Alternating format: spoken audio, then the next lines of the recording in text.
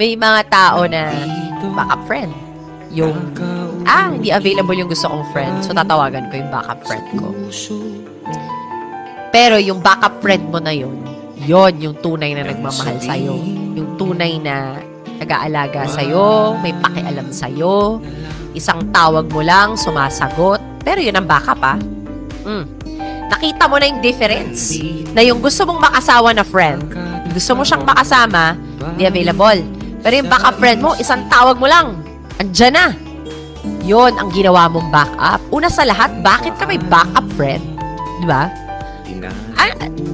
Okay ka lang.